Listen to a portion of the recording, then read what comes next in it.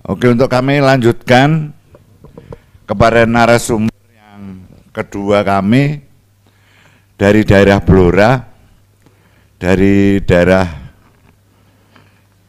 Samin Suryo Sentiko ini. Ini adalah Pak Meriko Nazamuddin Umar S.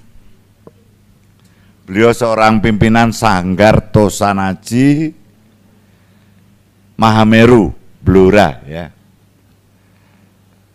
Beliau juga seorang pakar, seorang pecinta, seorang pemelihara, merawat, ngeruat. Monggo Bapak Meriko wedal kula aturaken dhateng panjenengan untuk memberikan sebuah cerita yang sangat menarik. Silakan. Assalamualaikum warahmatullahi wabarakatuh. Salam budaya dan salam kebajikan. Rahayu. Matur nuwun wedalipun yang diberikan kepada saya, dan mohon izin juga lebih enaknya saya juga akan menyampaikan materi dengan cara yang berdiri biar lebih santai saja, karena ini juga konsepnya adalah diskusi bersama, belajar bersama. Ya ada yang beberapa hal yang perlu saya luruskan, bahwa ya saya Meriko Nazamuddin, saya dari Blora, saya praktisi di bidang perkerisan ini, dan saya bukan pimpinan daripada Sanggar Tosanaji Mahameru, cuman saya adalah ketua divisi Tosan Aji di dalam Yayasan Mahameru. Jadi itu sebuah yayasan Mahameru itu. Di sana ada seni budaya, ada arkeolog, ada juga LPK di dalam Mahameru itu. Dan kebetulan saya yang membidangi dalam hal Tosan Aji. Next Mas, tolong Mas. Nah ini, next lagi. Nah,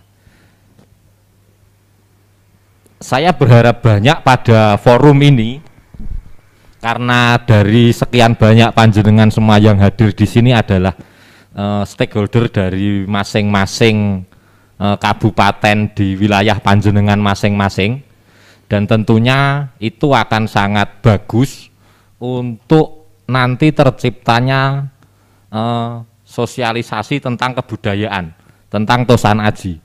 Bahkan kalau di pendidikan mungkin bisa ada regenerasi tentang bagaimana Tosan Aji ini diajarkan di dalam sekolah-sekolah. Bisa mungkin disisipkan ke dalam kurikulum atau yang sebagainya, menurut program-program yang ibu-ibu atau bapak-bapak semua yang miliki di daerahnya masing-masing.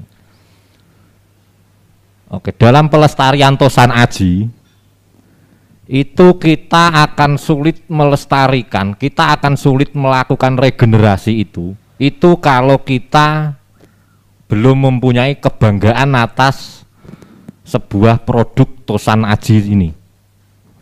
Kita akan sulit melestarikan keris, budaya perkerisan, budaya pertosan ajian, jika tidak ada kebanggaan terhadap sebuah mahakarya ini. Ini sudah diakui oleh UNESCO ini sebagai mahakarya. Artinya bahwa ini adalah sebuah karya. Ini adalah sebuah benda, hasil karya, hasil pemikiran. Kalau di awal kita sudah bisa membangun kebanggaan terhadap sebuah karya, maka untuk melakukan pelestarian ini akan bisa lebih mudah dalam melanjutkannya. Nah, kebanggaan tentang apa?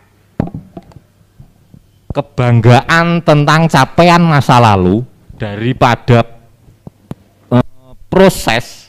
Saya di sini akan membahas tentang metalurgi. Bisa di-next, Mas. Nah, metalurgi itu adalah seni olah logam, teknologi hasil pemikiran. Itu yang mengkaji proses pengolahan dan rekayasa mineral dan logam. Ini sebuah ilmu pengetahuan tentang logam dan sifat sertaannya juga setelah direkayasa. Jadi capaian seperti itu sudah dicapai oleh empu-empu terdahulu dalam membuat tosan aji. Dan metalurgi ini adalah ilmu yang sudah diakui secara universal. Kalau ada tentang ilmu tentang olah logam di belahan dunia manapun, itu juga akan disebutnya dengan metalurgi. Bahkan di sisi dunia manapun lah. Mas bisa di-next lagi ya. Nah ini adalah unsur-unsur logam.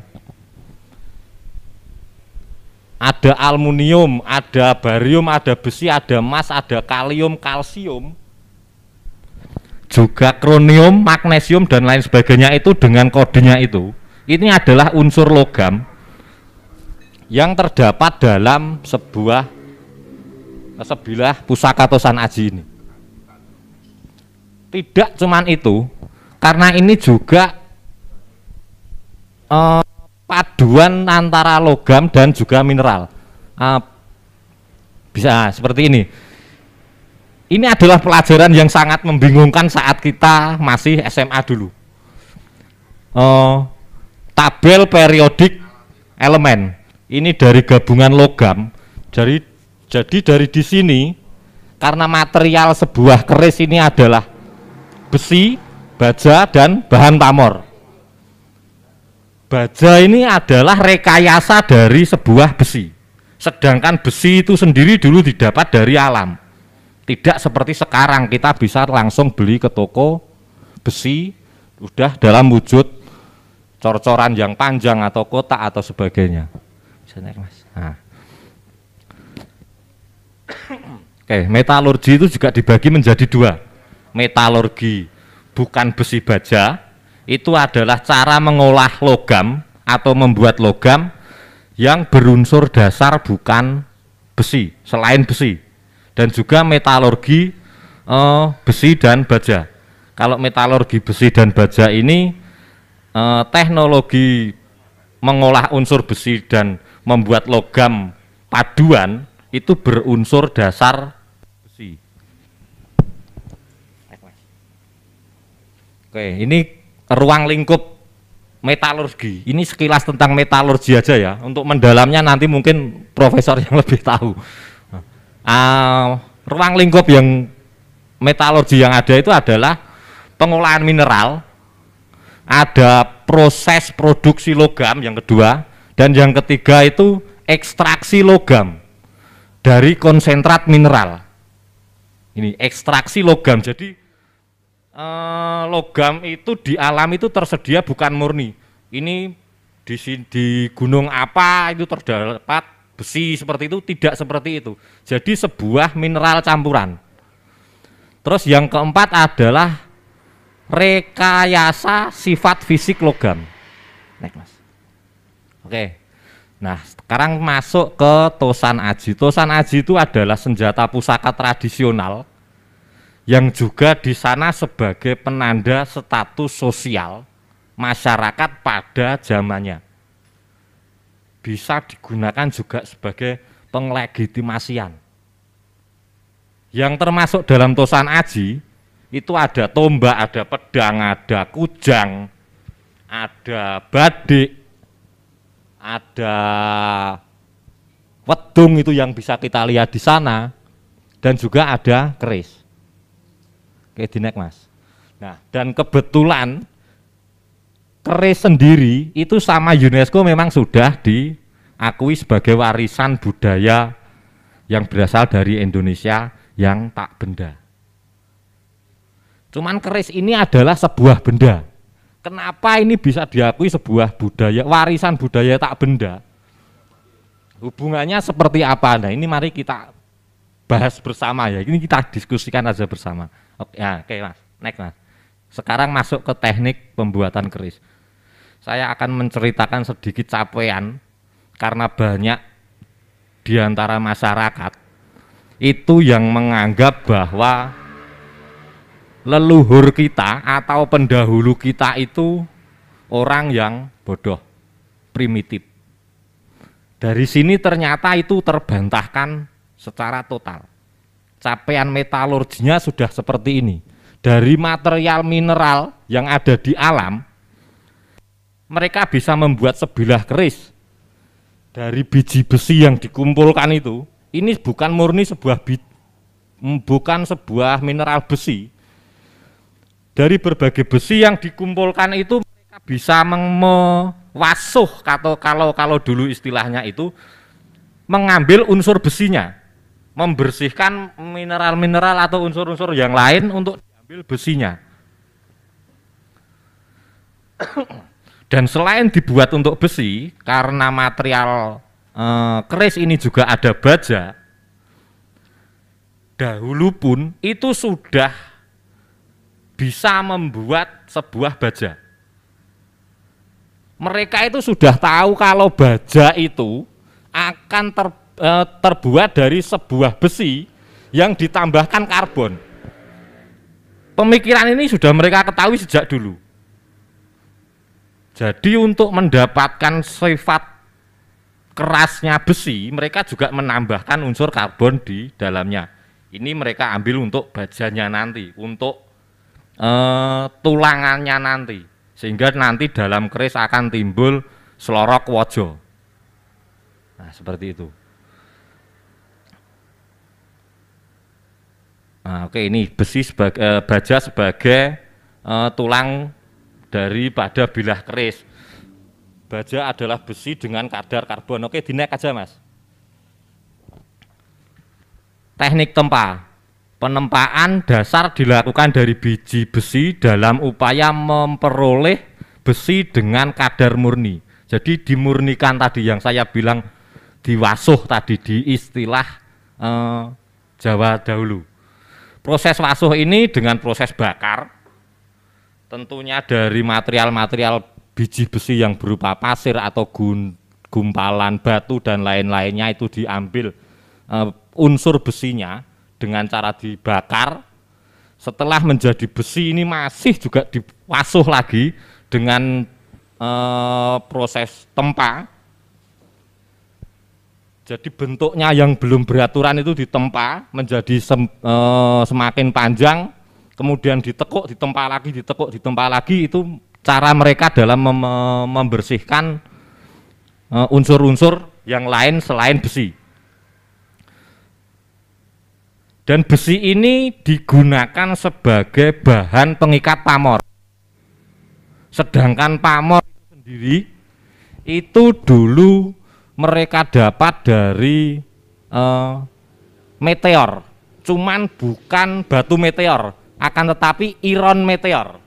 Jadi beda, ada meteor dengan kandungan iron meteor itu kandungan metalnya itu lebih tinggi, kalau batu meteor itu kandungan metalnya itu lebih rendah. Jadi mereka pilih meteor itu yang iron meteor. Dulu itu memang ada beberapa tempat di Indonesia, sekarang yang ada di Kabupaten Luwu, Sulawesi atau kalau nggak salah, itu dulu di sana pernah terjadi hujan meteor, dan kebetulan meteor yang jatuh di sana itu adalah iron meteor. Kalau di Jawa itu ada di daerah Prambanan. Itu dulu memang ada hujan meteor, itu pastinya sudah zaman-zaman lampau. Dan yang baru-baru terjadi ini di Rusia itu. Yang pernah ada juga hujan meteor di Rusia, dan itu kebetulan yang jatuh di Rusia itu juga jenis iron meteor. Dan itu memang teman-teman kita di Madura sana itu banyak membeli meteor yang jatuh di Rusia itu, mereka beli untuk digunakan sebagai bahan pamor. Itu. Jadi bukan meteor-meteor yang batu, meteor pun harus terseleksi. Oke, itu pembibitannya juga sama, itu juga ditempa, dilipat dan lain sebagainya. Bisa di next, Mas. Nah ini, kalau peralatan iyalah, tentang kesederhanaan peralatan kalau dibandingkan sekarang memang iya. Tapi dengan peralatan seperti ini, mereka bisa memurnikan unsur di alam yang campuran, itu bisa mereka pilah, mereka ambil besinya untuk dijadikan baja itu dengan peralatan yang seperti ini. Tapi itu adalah pengetahuan yang sungguh luar biasa, karena rekayasa logam ini ternyata di belahan dunia tempat lipat ini ada 3 tempat yang memiliki kesamaan dengan kita, keris. Yang pertama ini di Damaskus, ini di internasional lebih dikenal dengan Damaskus Steel. Terus yang kedua itu di Jepang, proses pembuatan katana itu juga menggunakan teknik tempat lipat. Dan yang ketiga di Indonesia, keris. Tekniknya sama, yang di Damaskus sudah punah. Sekarang tinggal yang di Jepang sama yang di Indonesia. Kalau tidak ada pelestarian, yang nanti kita akan nyusul punah sama yang di Damaskus. Tinggal yang di Jepang. Oke Mas, dinek Mas. Nah ini, tentang keterbatasan peralatan saat itu memang ya. Dan karena metal itu adalah titik didihnya itu beda-beda. Dari identifikasi suhu, mereka itu menggunakan alat ukur itu secara visual. Ini adalah bara besi yang dibakar dengan warna-warna yang berbeda. Ini mereka menentukan, oh ini sudah mencapai suhu sekian, titik didihnya sudah tercapai. Karena ini nanti akan ada perpaduan, pencampuran bahan pamor itu yang dari berbagai macam mineral yang diikat dengan besi dan juga diberikan baja. Ini harus menyatu, maka mereka juga menguasai tentang titik didih. Istilah kita, kalau istilah dulu saya kurang tahu. Pijar enggak Pak? Oh ya, titik pijar. Tapi betul warnanya seperti ini ya Pak? Ya. Nah, oke. Nah, ini proses penempaan lipat yang dilakukan pembuat keris empu itu ya seperti ini. Dari biji besi itu sudah yang masih kotor tadi sudah dibersihkan, ditempa, digempleng menjadi panjang, dilipat seperti ini proses tempanya. Dinek Mas. Nah ini. Jadi ini adalah penelitian yang dilakukan sama Bapak Haryono Haryoguritno, salah satu pejuang dari Indonesia dalam rangka keris memperoleh penghargaan dari UNESCO. Itu salah satunya adalah Bapak Haryono Haryoguritno. Dari berbagai besi yang dikempleng menjadi 4 bahan ini tadi dengan berbagai ukurannya, itu dikempleng sampai kedua besi ini lengket mencapai titik didih sehingga bisa lengket. Solder itu loh Pak, jenengan kalau pernah lihat tukang solder untuk menempelkan itu kedua sisi harus mencapai titik didih. T0 sama T0 itu loh, nyambung itu. Las ya, las juga sama. Ini dalam rangka pembuatan besi sebagai bahan pengikat pamor. Oke Mas, dinek Mas. Nah ini adalah pembuatan pamornya.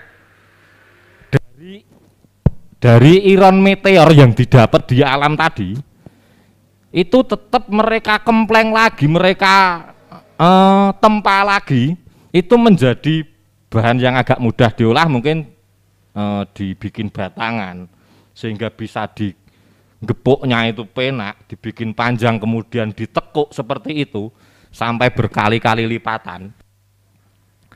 Itu nanti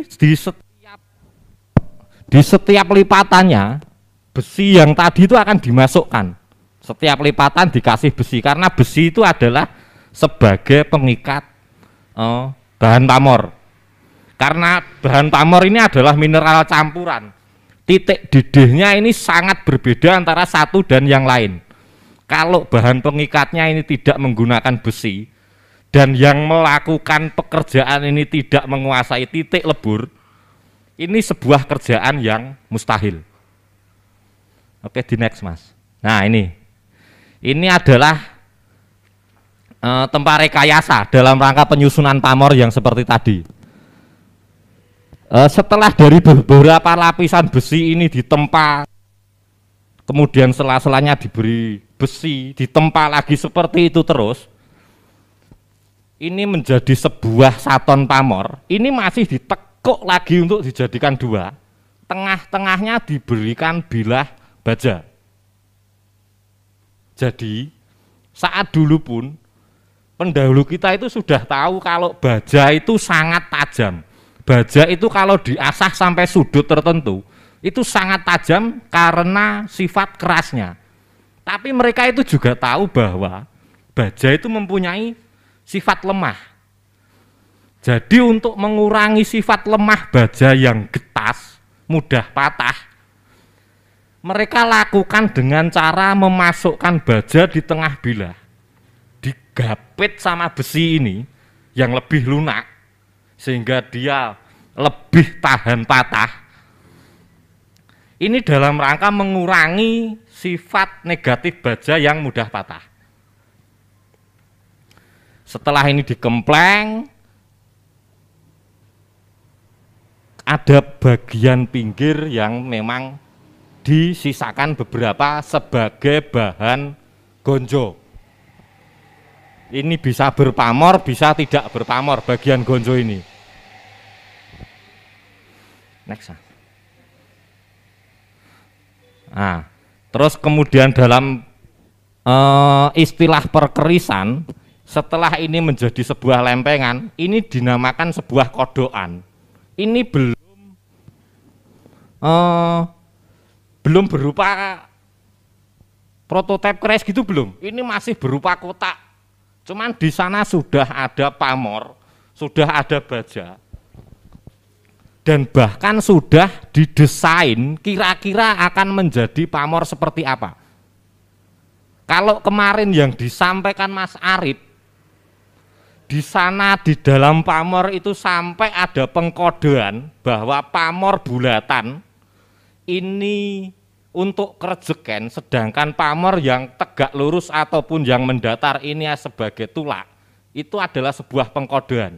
Pengkodean yang dilakukan sama empu zaman dahulu. Jadi ini cara berpikir yang agak lebih enteng lagi. Panjenengan semua di rumah itu pasti sudah pernah melihat antena TV. Antena TV VHF sama antena TV UHF itu materialnya sama, aluminium. Tapi masing-masing antena ini bisa menangkap sinyal yang berbeda. Antena VHF tidak akan bisa menangkap sinyal UHF. Begitupun juga antena UHF ini tidak akan bisa menangkap sinyal VHF. Itu dengan hanya satu unsur dan bentuknya yang berbeda. Oke, di sini sih hubungannya dengan pengkodean ini. Jadi dulu pun itu sudah menguasai tentang ilmu ini. Bulatan kecil-kecil seperti ini karjeken. Bulatan yang seperti apa juga yang merupakan perlindungan. Kejadukan lah seperti itu. Jadi kalau dianalogkan sebagai antena tadi, bentuk yang berbeda itu fungsinya juga berbeda. Jadi itu semua sebetulnya tertulis di dalam bentuk pamor. Tentang pengkodean ini perlu kita gali bersama lebih mendalam. Juga perlu adanya penelitian-penelitian. Oke Mas, bisa di next Mas. Nah ini tentang dari kodokan membuat sebilah keris. Jadi prosesnya seperti ini bisa di next lagi Mas, karena ini juga, nah ini tentang membuat proses pembuat kembang kacang itu seperti itu. Ditatah maju dulu, kemudian dibentuk. Next Mas. Nah ini, sehingga menghasilkan sebuah pamor yang seperti ini.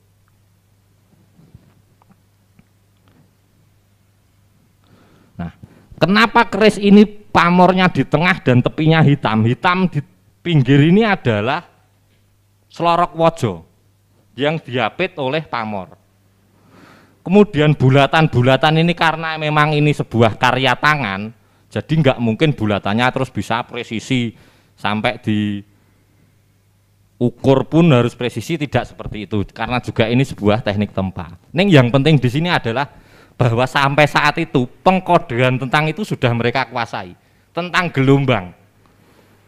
baik itu gelombang elektromagnetik yang disampaikan sama profesor tadi ataupun yang di geotermal. Dan ternyata masing-masing keris itu juga memiliki sebuah power yang berbeda-beda. Ini didasarkan dari sebuah ini tadi. Mulai dari materialnya itu sudah dipilih. Wesya sama kesatria, material bilahnya, besinya itu yang digunakan itu juga berbeda saat itu. Karena orientasinya nanti akan berbeda. Kalau kesatria bagaimanapun juga ini adalah alutsista pada masa lalu.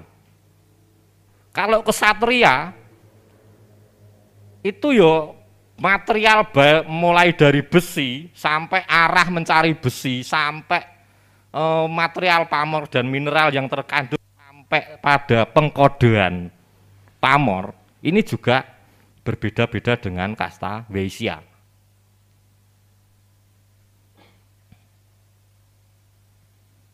Itu dari fungsinya itu dikelompokkan sebagai penanda status sosial. Kalau yang membuat tidak menguasai tentang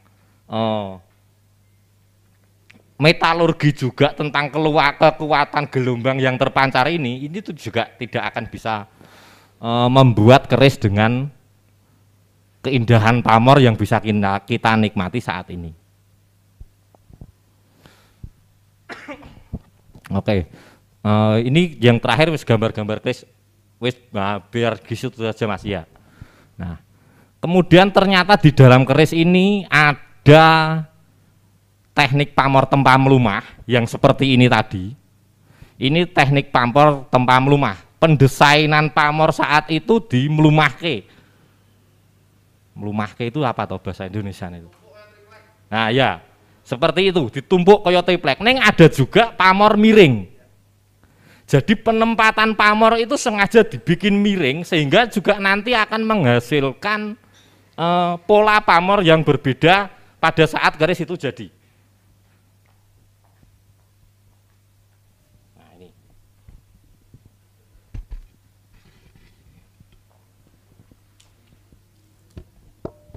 Nah, ini adalah bentuk yang direkayasa. Memang didesain sengaja seperti ini, pastinya dengan orientasi khusus. Karena pamor yang bergaris seperti ini adalah pengkodean untuk tulak balak, untuk perlindungan, untuk kejadukan kalau dulu ngomongnya. Dahulu dengan sekedar melihat seperti ini, orang itu tahu, oh si pemegang itu pada strata level kesatria dari kode-kode yang terdapat di dalam sebuah keris, kode pamor ini. Dan ini dari teknik tempa melumah sama teknik tempa miring, ini masih ada satu lagi modifikasi pamor. Ini bisa paduan keduanya, itu dengan teknik di puntir.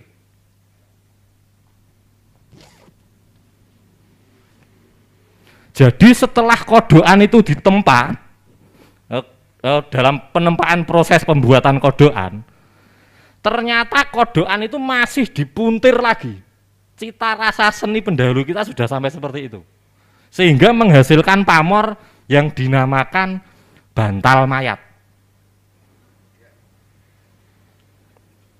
Nah ini, memang dipuntir, jadi antara besi, baja, juga bahan pamornya, ini kondisinya terpuntir. Sehingga menjadi seperti ini, dan ini dipastikan sebuah pengkodean tertentu, untuk tujuan tertentu juga. Bantal mayat juga, boten mayat-mayit loh. Ini bantal mayat, mayat itu miring, bantal itu pijakan.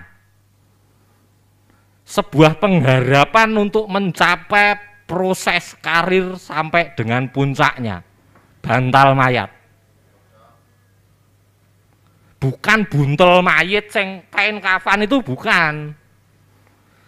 Neng yo gimana mungkin karena pemahaman yang bahasa yang rodok simpang siur sehingga beredar menjadi ini sebuah pamor buntel mayit, masang saya medeni. Iya, kalau terus keris ini menjadi sesuatu yang menakutkan, kita akan menurunkan pengetahuan ini kepada generasi berikutnya, kita akan berpikir ulang. Karena ini menakutkan. Iya, tapi sesuatu hal yang menakutkan itu sebabnya adalah bahwa kita tidak tahu dari resiko apa yang ditimbulkan. Kalau kita tidak kenal terhadap sesuatu, apapun itu, kita akan merasa takut. Engko gek ngene, engko gek seperti itu. Nanging dengan terus kita mengenali bahwa keris itu seperti ini adalah oke, ini senjata tajam, ini senjata tikam, neng bahwa juga ini sebagai penanda status sosial, ini juga penanda kasta saat itu, pencapaian saat itu. Maka yo kita bisa mengesampingkan efek bahayanya ini. Sama halnya kita naik motor. Kalau kita tidak tahu potensi bahaya yang akan ditimbulkan naik motor, ya kita akan takut untuk naik motor. Dengan kita tahu potensi bahaya yang ditimbulkan saat naik motor dan mempelajarinya dan bisa meminimalisir, maka naik motor pun akan enjoy. Sama dengan halnya di rumah, misalkan microwave, setrika atau apapun. Sama bahayanya. Kalau kita tidak tahu potensi bahaya yang akan ditimbulkan. Selama kita tahu is oke. Dan pengetahuan inilah saya kepengen membangun kebanggaan kita semua, kepengen menularkan kepada generasi-generasi berikut bahwa leluhur kita sudah mencapai tahapan di level seperti ini.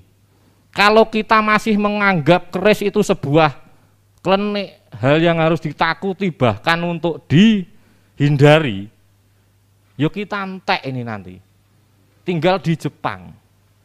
Di Jepang itu perhatian pemerintah sama katana memang oke.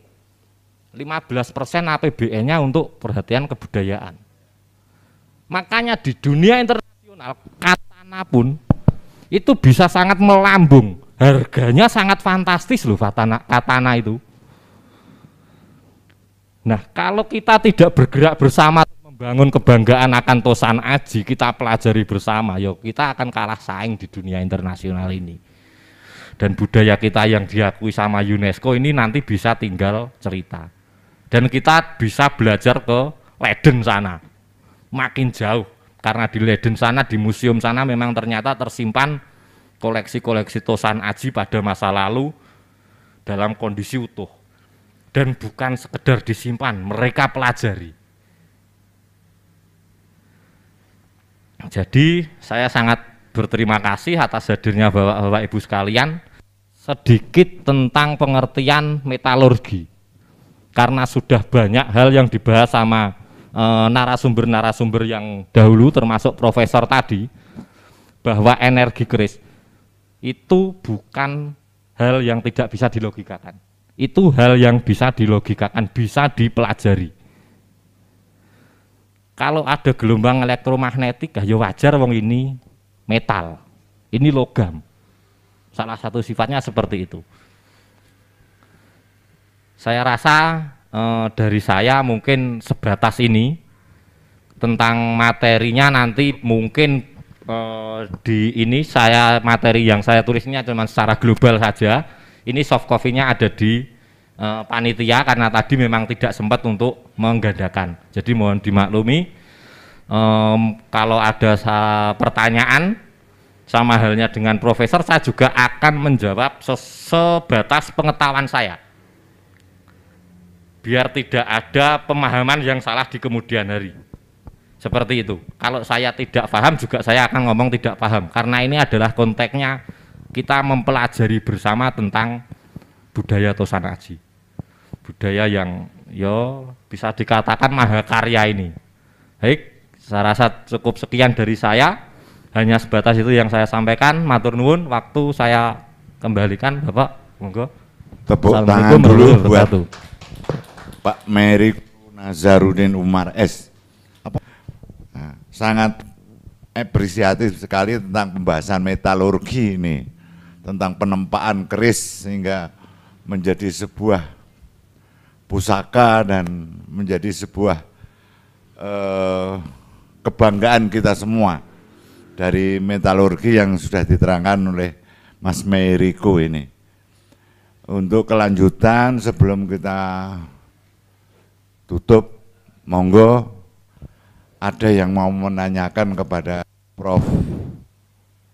Amos atau Pak Meiriko dari Prof. Amos. Inggih, monggo. Terima kasih waktunya. Dari Pati, nama Jatmiko dari Pati. Mohon pencerahannya. Memang pengkajian ini saya pikir ke arah hal ilmiah. Padahal begitu, saya pribadi ini mungkin teman-teman bisa lain. Begitu melihat keris, itu auranya atau unsur mistisnya yang ada di pikiran saya. Jadi hal itu sehingga penilaian tentang kajian ilmiah pada pagi hari ini memberi pencerahan tersendiri bagi saya pribadi, Bapak Profesor maupun Mas Meiriko, tetangga saya ini dari Pati. Nah, yang mau kami tanyakan, unsur ini apakah juga tidak sebaiknya sebagai perimbangan di dalam mengkaji secara ilmiah untuk diikutkan dalam hal pola pikir maupun wacana sebagai pengetahuan.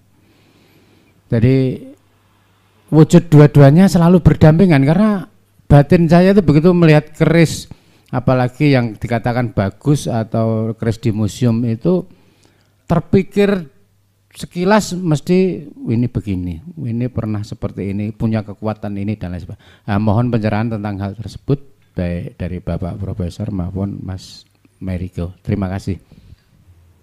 Untuk selanjutnya mungkin panjenengan Dik Meiriko untuk menerangkan tentang, tadi sudah diterangkan dari segi art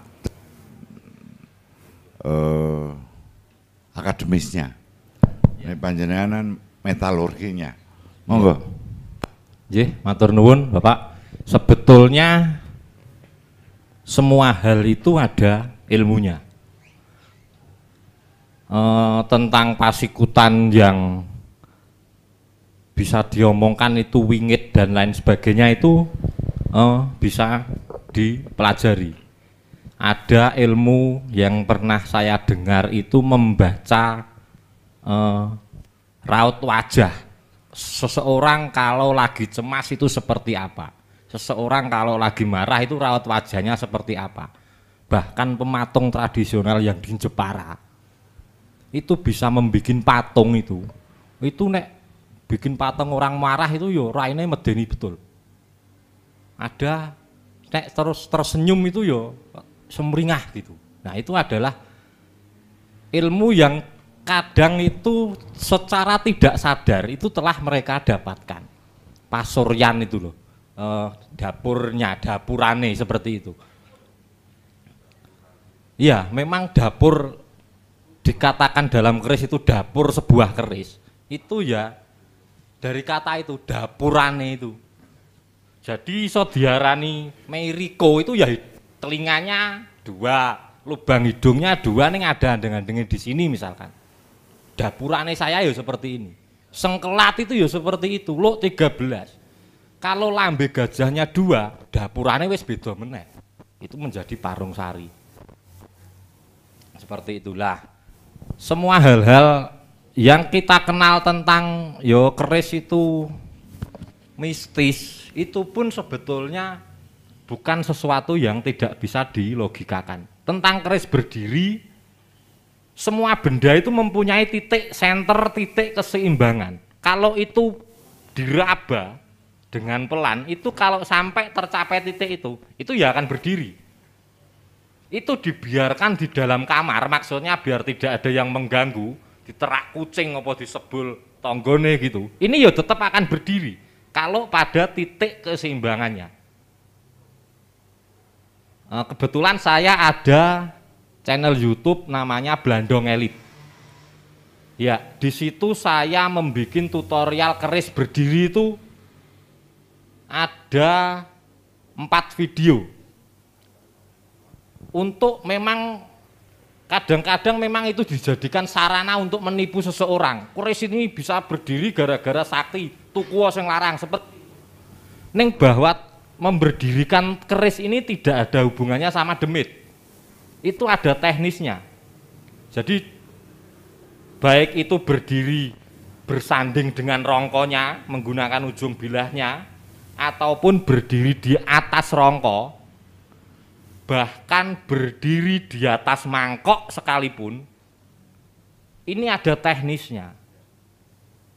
Dan kebetulan di video saya itu tak jejeri peso dapure bojone saya. Saya kepingin membuktikan bahwa keris berdiri ini nggak ada hubungannya sama demit. Ini teknik. Wong peso dapure bojone saya aja bisa berdiri. Enggak ya, malah iso ngedeke ya toh Mas. Jadi seperti itu. Memang keterbatasan pengetahuan itu sehingga logika kita akan mencernanya ke arah situ. Kalau tentang keris, wah ini klenik, ini demite. Itu gara-gara memang keterbatasan logika kita untuk mencerna bidang keilmuan kita yang memang tidak sampai level itu. Tentang gelombang yang seperti saya ceritakan tadi, UHF, VHF, saya disuruh bercerita banyak ya tidak tahu. Wong bidang keilmuan saya bukan di situ. Neng dari sekian banyak peserta ini bersepakat bahwa UHF dan VHF juga menyaksikan ini dua hal yang berbeda.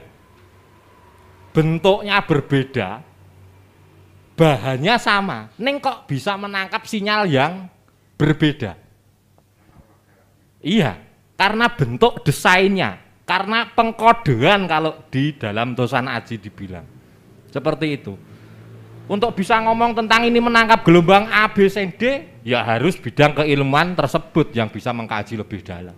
Untuk mengkaji ke sana ya saya nggak mampu.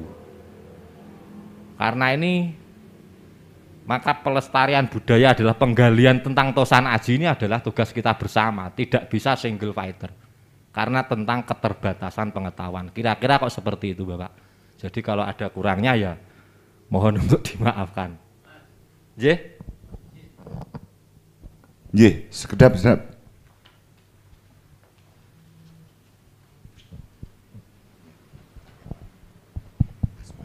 Saya Ismun Hadiyo dari Pemalang. Blas tidak ngerti masalah keris, tapi alhamdulillah di sini sedikit bisa terbuka. Oh gitu ya. Tadi saya nyelo Mas Meiriko. Ya. Biar saya lihat di foto, di video tadi ada keris berdiri. Kalau saya usul, barangkali mohon izin bisa diperkenankan. Saya tak melihat asli di sini seperti apa keris berdiri itu Mas. Oh, maksudnya boleh diberdirikan tidak? Seperti itu? Nggih. Men aja jari-jari, wah oleh-oleh apa nyong temenan asli, song ndelok keris medhek temenan kuwi. Matur nuwun, Assalamualaikum warahmatullahi wabarakatuh. Iki temenanan, Pak. Iso mengaduk teman. Neng nggone Rika ya dilus-lus gini ya.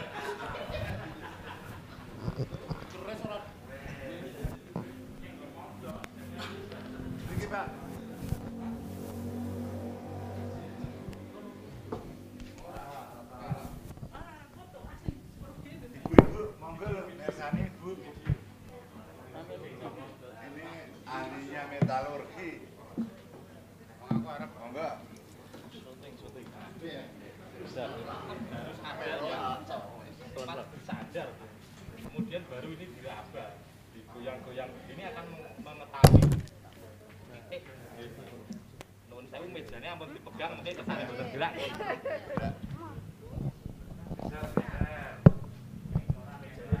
Nah, perabaan tentang teknik keseimbangan ini ya tetap harus pelan.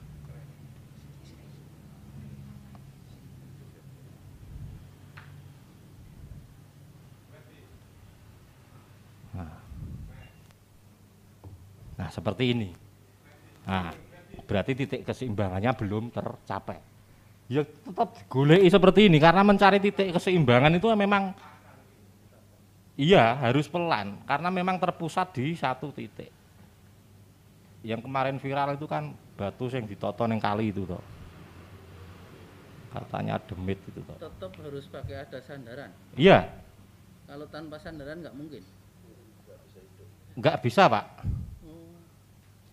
Tapi saya lihat foto kok di atas tegel, Mas. Oh ya. Sendirian gitu. Itu ujungnya, Pak. Jenengan perhatikan ujungnya keris. Diberi lem. Bukan. Lo nggak ngerti kok, boleh juga kan tanya. Nah, susah ini, saya begini. Karena ini tentang mencari titik keseimbangan sih, Pak.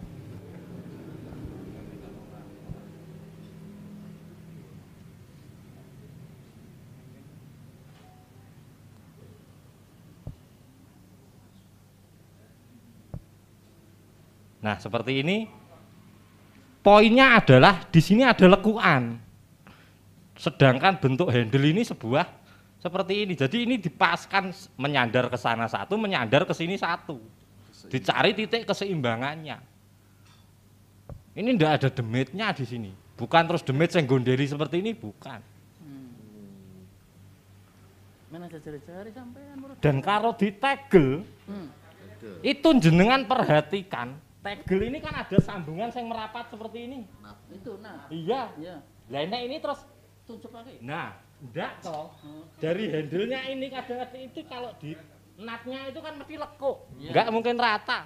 Ini ya digerayangi seperti ini tadi. Titik keseimbangannya dicari. Ilmu juga. Iya. Ilmu sabar. Bukan terus digombodoh ini yang ngedekno demite karena demite njaluke mahar sekian tuku larang. Kan seperti itu. Iya. Bukan. Nggak bisa.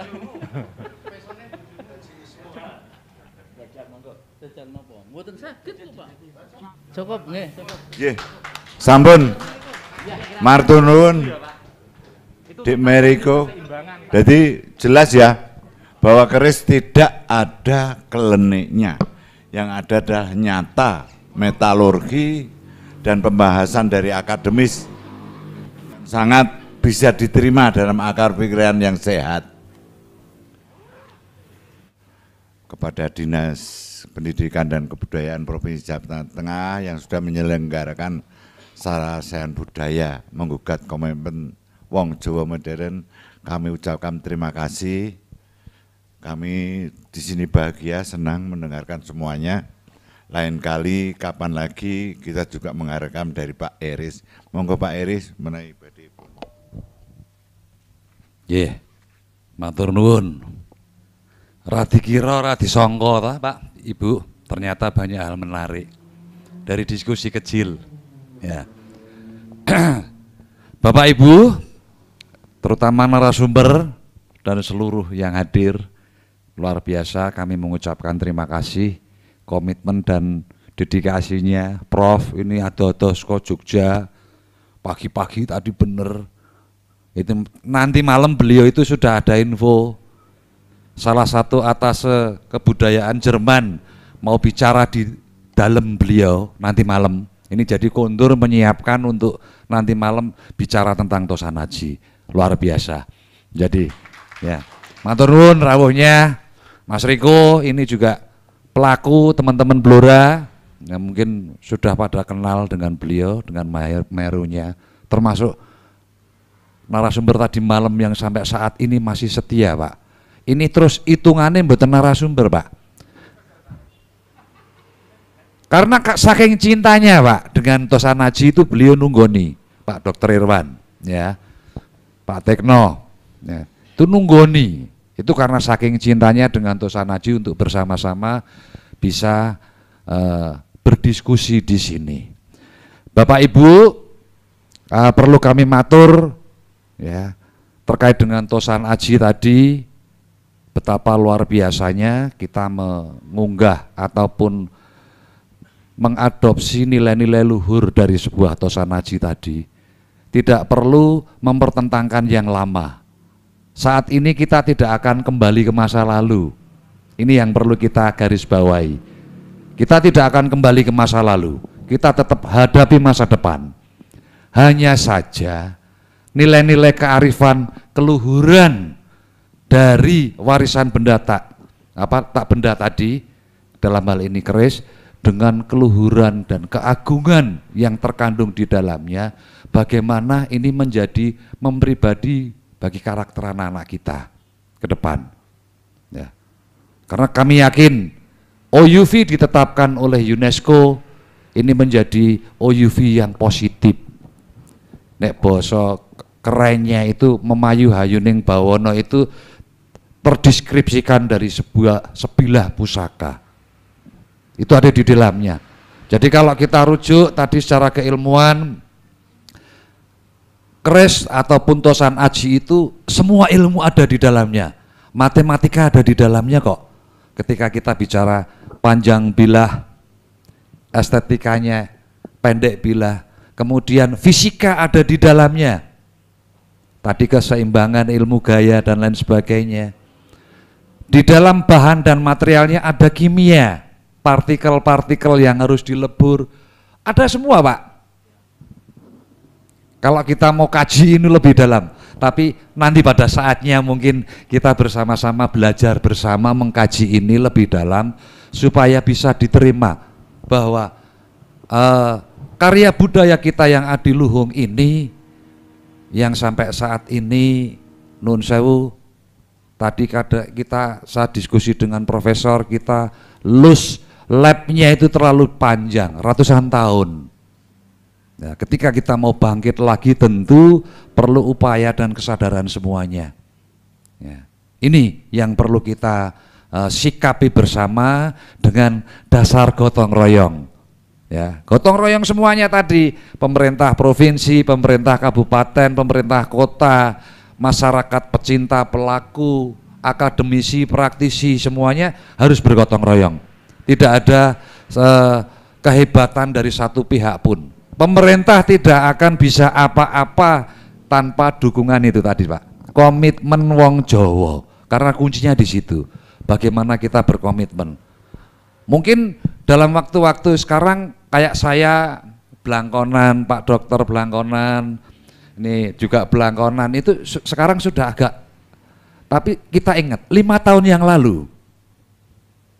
Ya, ini juga dampak yang signifikan juga ketika pemerintah provinsi mencanangkan tiap Kamis pakai baju adat, ya kan?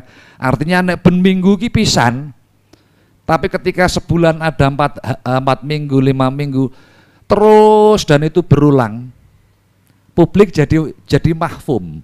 Artinya wis biasa, wong Blangkonan hal biasa, wong jaritan hal biasa. Tapi kalau ini tidak ada sama sekali, ya tidak ada artinya, sama dengan keris, ya. Kita nanti kelurakan. Saya nyun tulung, nyun titip Bapak Ibu di kabupaten kota, ya. Sasaran ini itu bukan kita. Sasaran ini adalah anak-anak kita. Bagaimana transmisi ilmu pengetahuan yang konkret tentang keris dengan tadi jabaran-jabaran di dalamnya, ya, dari aspek kesehatan, ilmu pengetahuan, riset, ilmu-ilmu lainnya nanti kita gali di dalamnya sehingga menjadi sesuatu yang janjane mbah-mbah mbiyen kita itu sudah punya ilmu ini. Yang itu yang harus kita ambil, termasuk esoterinya. Nah, kita nggak usah mempertentangkan iki mbiyen klenik, nggak usah, biarkan ini berdampingan. Yang berjalan dari aspek itu monggo berjalan, tapi nyuwun tulung kita mulai momentum ini kita pahami bahwa keris tidak hanya sekedar klenik, tetapi tidak hanya estetika keindahan, tetapi di dalamnya ada ilmu-ilmu lain yang terkandung di situ, dan yang lebih penting adalah nilai yang terkandung bagi kita untuk belajar hidup dan kehidupan berdampingan bersama, ya, dengan siapapun untuk kok satu tujuan, memayu hayuning bawono tadi ada di dalamnya. Matur nuwun semuanya, tepuk tangan untuk kita semua. Semoga momentum yang kecil ini menjadi trigger, penggerak, ya, kami yang di Jawa Tengah, Bapak Ibu yang di kabupaten kota, untuk bareng-bareng gotong royong menggelorakan komitmen wong Jawa untuk cinta budayanya. Tidak hanya Tosan Aji, tapi budaya dalam arti luas. Dan fokus ini Tosan Aji. Mamdanuun semuanya, kami akhiri. Wassalamualaikum warahmatullahi wabarakatuh. Om Santi, Santi, Santi Hom. Rahayu untuk kita semua. Dan semoga kita tetap diberi anugerah sehat dan bahagia selalu. Mbah Nuwun.